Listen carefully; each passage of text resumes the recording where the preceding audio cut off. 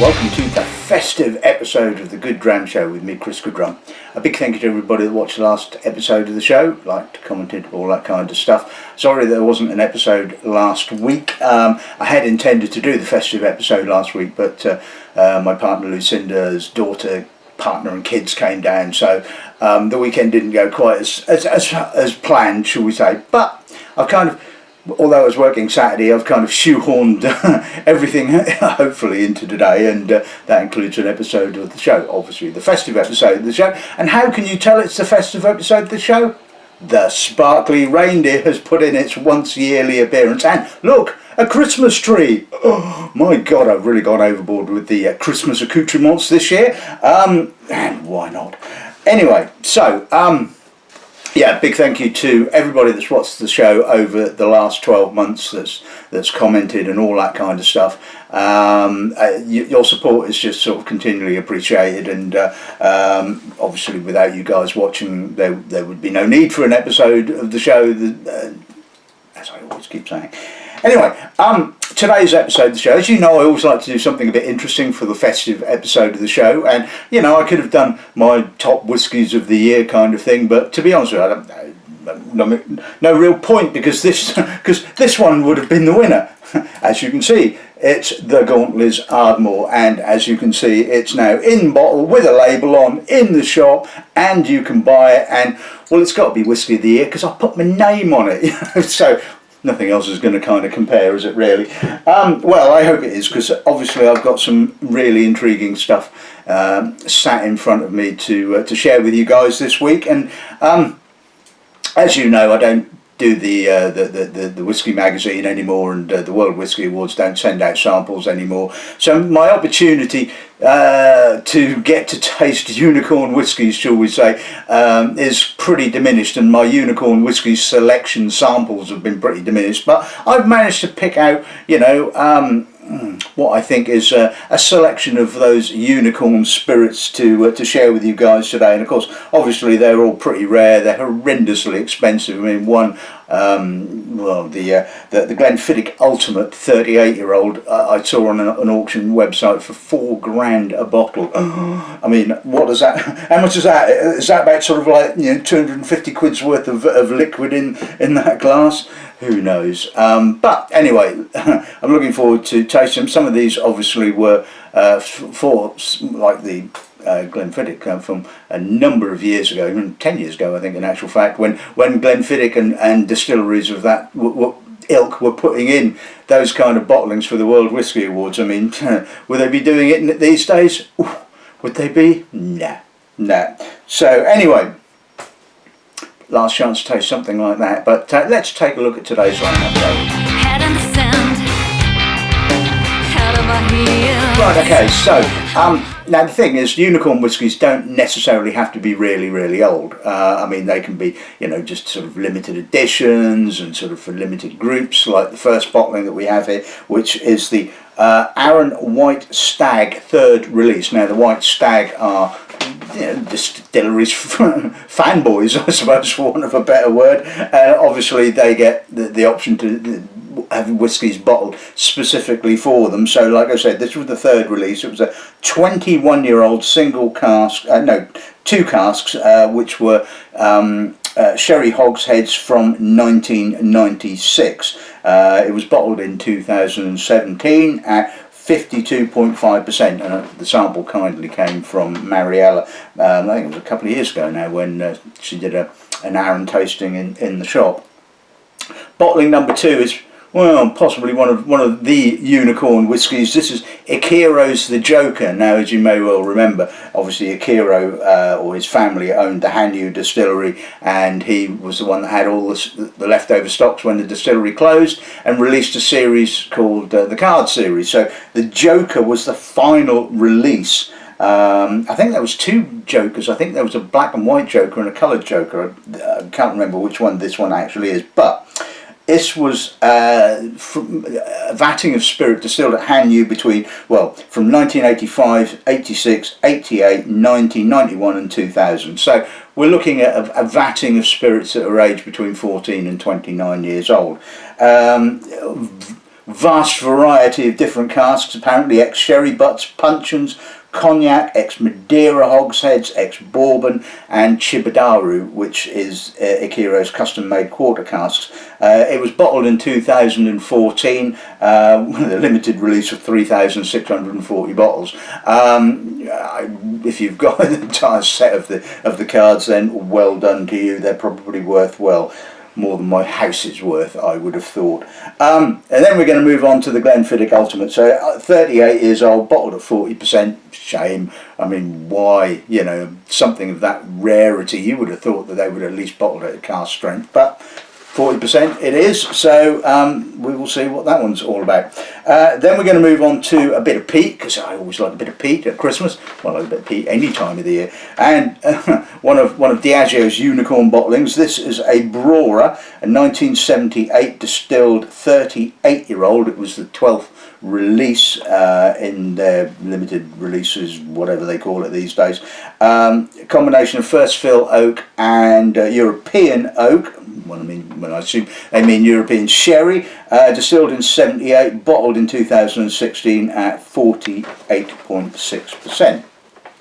Next bottling is a Cù Bòcan, and you're thinking, well, what's so unicorn about a Cù Bòcan? Well, it was one of their bottlings from 2014. It's actually a 24-year-old. It was distilled in June of 1989, and a lot of people forget that Tomatin were making peated malts way back, but you know, for a number of years didn't actually really do anything with it until they actually created this Cù Bòcan range. So this is from 3 bourbon casks, number 37470, 471 and 472, like I said, 24 years old and bottled at 53.2%. And back in the day I had some of that on the shelf, so I think that was going to be a good one. And the final bottling we'll be looking at today, this was, I think, a sample I tasted for the Whisky magazine in their new releases at the time. This was from 2015, and this was the Laphroaig 15-year-old 200th anniversary release, bottled at 43%. So I think this is going to be really intriguing. This might take some time, but we'll kick off with the Arran. Okay, so let's start with the Arran. So this is the White Stag 3rd release, 21-year-old. Let's see what the nose gives us on this then, shall we? Kicks off with that wonderful, dusty, mature sherry wood. It's spicy, dusty spice, cinnamon, ginger, a little bit of raisin, a little bit of prune, dark chocolate. But underneath that I can get some mature tropical fruit, a little bit of barley, touch of salt, some sawdust. I mean, that's beautifully balanced. And this is the thing about sort of maturing in sherry casks. Just leave it for long enough and eventually the cask will give up so much of the sherry character that it begins to lose some of the overt sherry character. And if you're lucky, you will still retain some distillery character as well. I mean, sometimes these old sherry matured spirits do tend to just fall into that sort of sherry and oxidation character, which is lovely, and they end up sort of being a bit cognac-y or a bit armagnac-y, which is absolutely fine. But this has managed to combine that old sherry with some old spirit character. Maybe it's because it's a puncheon. Puncheons are a lot bigger than butts, I think, or marginally bigger, so it's possible that that might be the reason why. But gosh, stunning nose, absolutely stunning. This is how I like my old sherry. Let's see what pass on.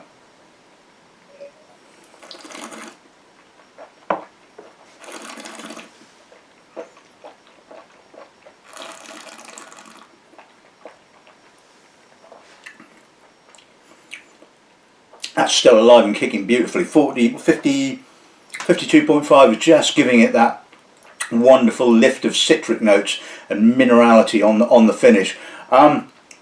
Kicks off with a little bit more of the sherry. It's more noticeable. You get more of the prunes, the raisins, the dried almonds, walnuts. dusty spice, lovely maturity, all that feels. There's a little. I think it's the alcohol is kind of fooling me into sort of like the sensation of a little bit of youthfulness there.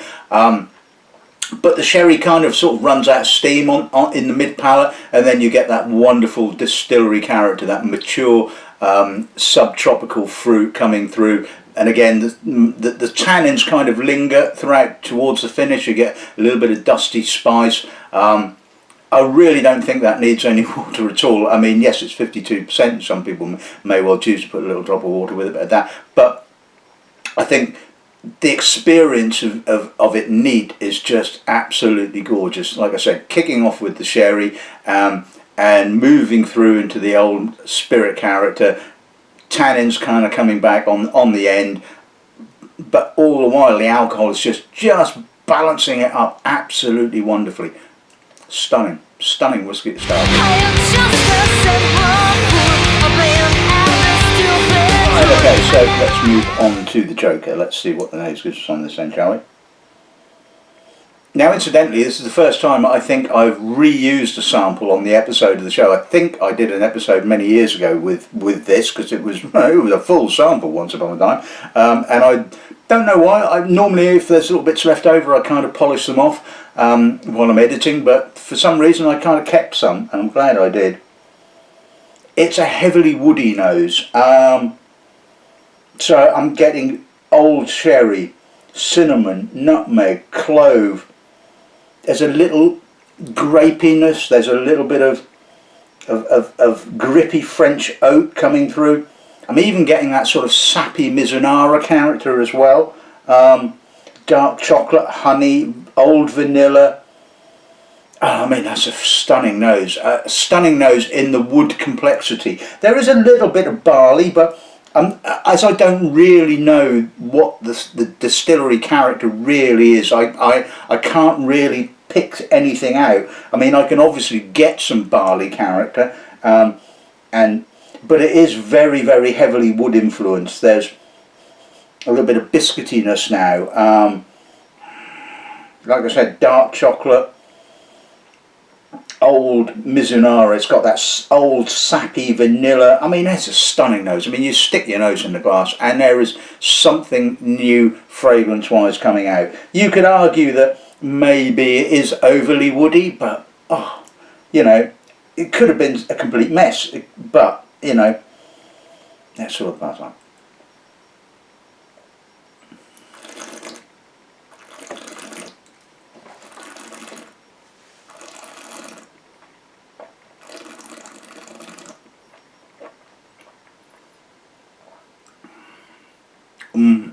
Oh my god, that is incredible. That is so mature and elegant and delicate but intense. Kicks off with a little bit more sherry character, more dried fruit, prune, walnut, raisin, cinnamon, clove. Plenty of that sappy Mizunara oak coming through on the mid palate. A little bit of dark chocolate, more raisins, sort of younger raisins, touch of vanilla, a little bit of biscuitiness, a bit of grapiness, on and on and on. I mean, it is absolutely stunning. I mean, if memory serves me correct, works nicely with water, but I don't think it needs it. Again, the alcohol is just giving it that sort of little bit of an intense kind of push at on the finish, and emphasising those spices and the citrus. And it is just a stunning whiskey, and you can understand why people went absolutely nuts for this stuff, because it is stunning. It's frankly stunning. Stunning. Right, okay, so let's move on to the 38-year-old Glenfiddich. Let's see what the nose gives us on this. Now that's a different animal, it has to be said. Old sawdusty oak, lots and lots of coffee, mint, eucalyptus, green apple. And that's coming out with a bit of time. Like I said, I'm getting hit with the oak first, that coffee and sawdust. I'm getting malt, bit of fudge, orange, got a lovely vibrancy for 40%, it has to be said. It really smells like more than 40%, but obviously it can't be because they've said it's 40%, but it kind of gives the impression that it's a little bit more. It's got that beautiful aged character. I mean, it's probably doing it a bit of a disservice coming after the Joker, because the Joker was just kind of like, you know, unbelievable, but this is absolutely no slouch in the complexity department whatsoever. It's just mellow. It's just absolutely gorgeous. It's one of those sort of whiskies that you kind of like just go, you want a big leather armchair and maybe a big fat cigar or something like that. Not that I smoke anymore, unfortunately. But anyway, let's see what that's like.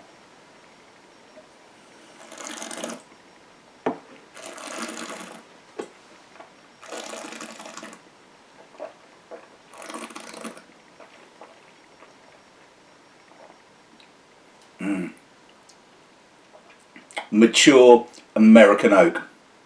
That's all I really need to say there. No sherry, or I certainly don't get any sherry. If there is some sherry, it's very, very well hidden. Beautifully sawdusty, elegant vanilla, barley, old fruit, a little bit of chocolatey spice, a little bit of coffee. The length is sublime, it really is. It's got little spiciness right on the end of the aftertaste. I will say that I wouldn't say it suffers from being at 40%. That really should have been bottled at 46, or at least at its natural cask strength, which I would imagine is probably, what, 38 years old.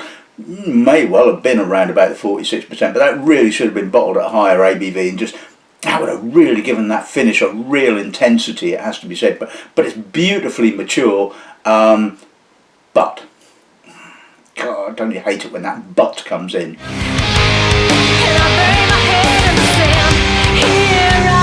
Right, okay, so let's move on to Brora. Let's see what this 38-year-old Brora gives us.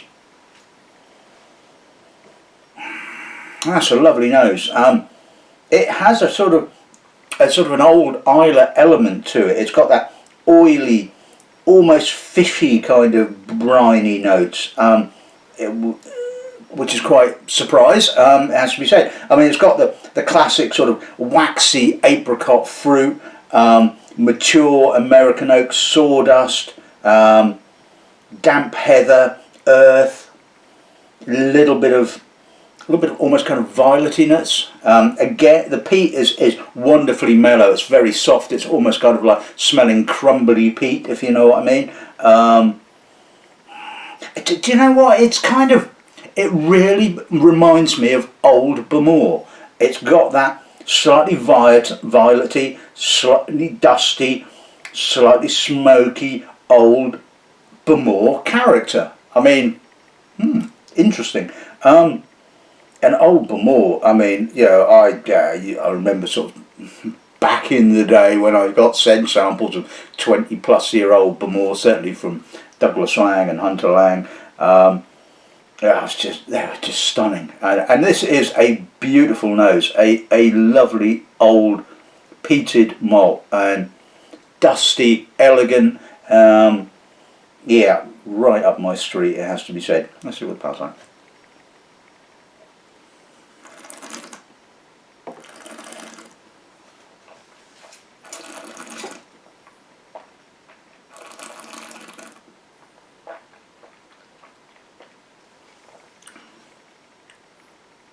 Oh my God, that's incredible. Again, there's that sort of Bamore-like character, that soft smoke, that soft peat, mature American oak sawdust. I mean, you know, again, I love the fact that they didn't sort of, you know, decide they were going to re-rack it into young sherry casks and all that kind of stuff, because, you know, the spirit is beautiful. And it just goes to show, sometimes you just leave it in the American oak for 20 or 30 odd years and you get something as gorgeous as this. Like I said, Old Bamore is what it reminds me of. Not as much, well, there isn't any salt on the palate. It's got an almost salty minerality. There's some tight tannins, some grainy tannins on the finish, and there's a lovely sort of waxy, oily, old wax, old apricot, sort of macerated fruit.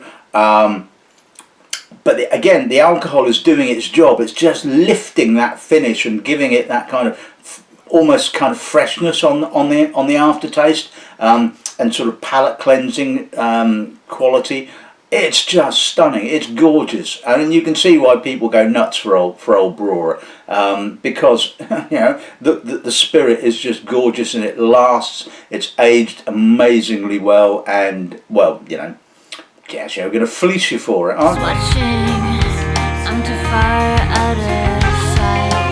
Right, okay, so let's move on to the Cù Bòcan 89. Let's see what the nose gives us on this then, shall we? Oh, lovely earthy peat character. Now, I think, if memory serves me correct, this Cù Bòcan was then finished in ex-peated casks, I think, because for a 24-year-old, the peat is actually quite intense and quite youthful. It's earthy peat, but I'm getting old barley, old citrus, oxidised apricot, sweet vanilla oak, softly spiced. I mean, that's a stunning nose again. It's different to the Brora, and I think I'm pretty certain in saying this is the one that was finished in a peated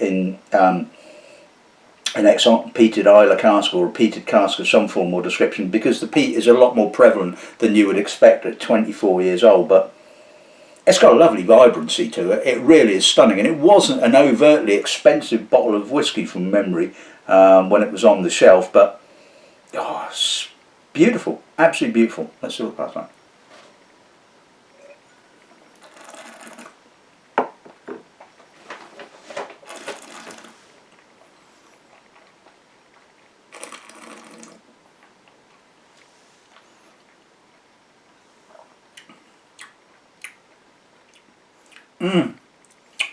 The palate is kind of bookended by the slightly more youthful peat, so it kicks off with that sort of slightly more youthful peat, earth, and then it kind of moves into the sort of mature American oak, mature sort of apricots and macerated fruit, and then the kind of, and the dusty peat is on the mid palate, which is obviously the sort of the actual spirit peat, if you like.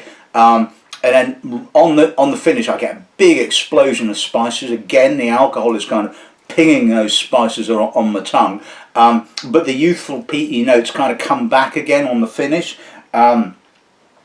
That is a superb whiskey.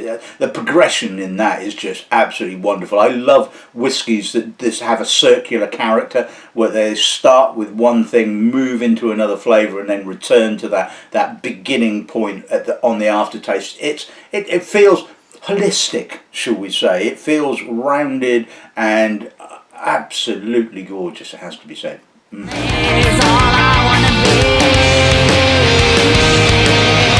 Okay, so let's move on to the final peated malt of the afternoon. This is the 200th anniversary Laphroaig 15-year-old. Now, I've always been a huge fan of Laphroaig. I loved it. I've had copious bottles over the years. I have a few in my collection, and one of these as well. You know, lovely maturity to the nose, earthy, violet tinged peat, dusty American oak. There's a little bit of medicinalness there, a little bit of iodine, barley, licorice, coffee, lovely saltiness, but it's mellow as well. I mean, yes, there's peat there, yes, there's medicinal notes, menthol, but it's just wonderfully relaxed and mature. Obviously, this is obviously although it says it's a 15-year-old, this has got to be a vatting of some older spirit here in this, because it smells like it's a 20-year-old. It has to be said. It's just so delicate. It's just beautiful. It really is, and that's the thing with sort of peated malts. Give them some lovely age. The peat intensity drops off, it becomes more dusty, you know, in some cases a sort of like an echo of smoke, and they just have, you know, you just want to stick your nose in a glass continuously, and stunning, absolutely stunning. That's what it tastes like.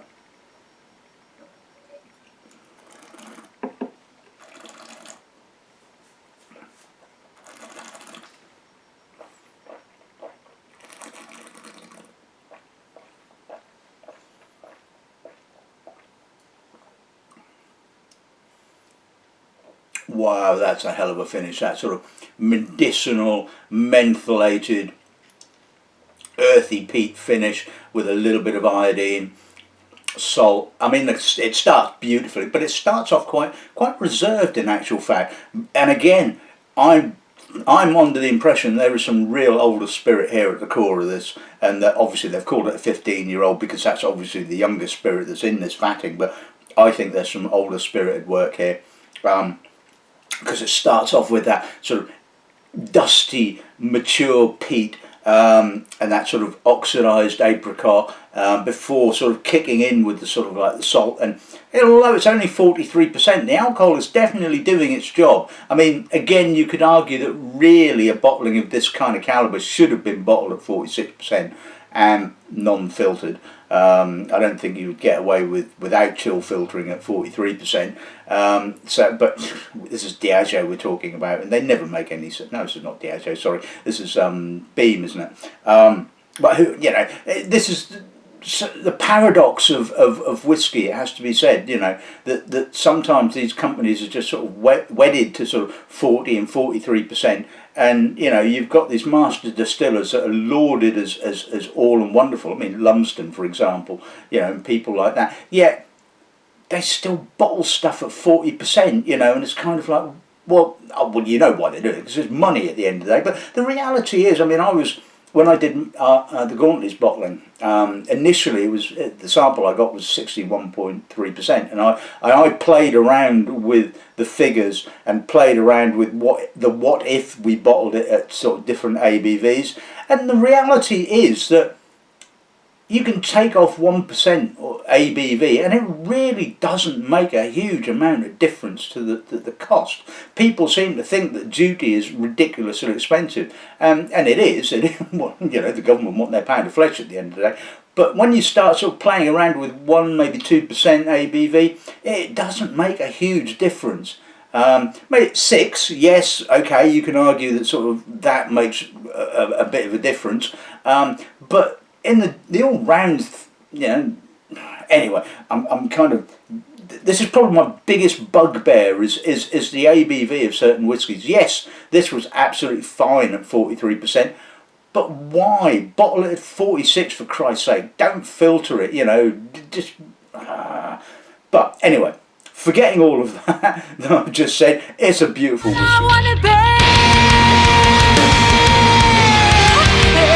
Okay, so I had the water butt here because I thought, yeah, I've got a few car strength stuff here, and I couldn't remember, you know, it's been years since I've tasted a lot of these, whether they needed any water, and the reality is they actually didn't.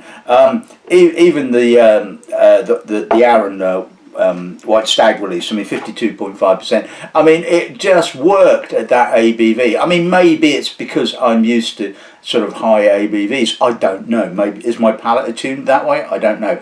Certainly it when I do the sort of tasting evenings, and I will, you know, say to the customers, I think that's perfectly okay, that level of alcohol, and some people will say, well, too much alcohol and need to put some water with it. And of course, you know, the whole water thing is just a very personal thing. But anyway, coming back to the Arran, beautiful sherry puncheons, but shows a load of distillery character, and you know, was just totally and utterly up my street. Ichiro's the Joker. Well, I mean, wow, stunning. I mean, again, difficult to say whether there was any real distillery character there or not, because there was a lot of wood character, but all of that wood made for some lovely complexity. There was elements from practically every cask that they chucked at that, and you know, you can understand why it went for absolutely silly money. The Glenfiddich, I mean, it's a bit of a kind of tale of two halves, I suppose. I mean, yes, absolutely stunning whiskey, beautiful whiskey, not worth £4,000 in the slightest, but then you sort of think, well, again, that should have been bottled at 46%, or at least as near as damn it cask strength, because a bottling of that calibre, that age, really deserves it at the end of the day, and it would have made the intensity of the spirit just so much more. I mean, you know, it kind of suffered a little bit after it came after the Hanyu, and you know, then that's the nature of the beast, I suppose. I kind of thought that was the right way around to do it, but reality was I should have done it the other way around. everybody complains about the order of things at the end of the day. The Brora, well, stunning, absolutely stunning. I mean, you can see why people make such a fuss about Brora, and it'll be interesting to see when it comes back online what it's going to be like. I mean, Diageo are going to fleece you for it. You know they're going to do exactly the same that they do with Port Ellen and all that kind of stuff. It's going to, as soon as it hits 3 years old, the bell will go off. They'll shove it in a luxury decanter, bells and whistles, all this kind of thing, and they'll charge you what, £2,500, £3,000 for a bottle of 3-year-old whiskey. Yeah, okay. But anyway, kind of, if you can get hold of a bottle at a reasonable price of the of this Brora or any of the Broras, then do so, because it was stunning. The Tomatin Cù Bòcan, I mean, you know, it's probably the cheapest whiskey in the lineup, I imagine, and that was 100 or maybe 200, I forget now. Beautiful whiskey, lovely whiskey, and like I said, you know, people kind of forget that Tomatin had been sort of making a peated whiskey pretty much just for blending for absolutely decades, and then they decided, well, why don't we actually do something with it, you know, and created this Cù Bòcan range. And I love the old, I've said it before, haven't I love the old packaging, the devil dog and all that stuff, and now it's all kind of pastel colours, and the devil dog has lost its bollocks basically, hasn't he? And the final bottling, the Laphroaig. Again, another bottling that really should have been bottled at 46%. I know I bang on and on about it, but really it should have been. But still, it was a beautiful old Laphroaig. And I think, like I said, there was some spirit that was a lot older than 15 years of age in that particular bottling. And well, if you're going to bottle something for your 200th anniversary, you're going to make sure it's bloody good. But again, I think they kind of missed out on something there by not bottling it at least cask strength, or possibly a minimum, shall we say, of 46%. Anyway, that's this week's episode of the show in the bag. I hope you've enjoyed it. I hope you've enjoyed all of the episodes from the last year. I mean, obviously I will, to the best of my ability, keep going next year, and hopefully bring out some really intriguing stuff and entertain you guys, and hopefully you'll buy some stuff, and hopefully you'll buy a bottle of my Ardmore, because it is bloody good. Everybody that's tasted it has just gone, that is amazing. And as if it's kind of like a surprise. I mean, you know, do you think I'm going to bottle and sell you crap? No. No, I'm not. But anyway, all that's basically left to say is I hope you have a lovely festive period. I hope you get some wonderful drams in your stocking. And I will probably see you after Christmas sometime. Good dramming. Good afternoon.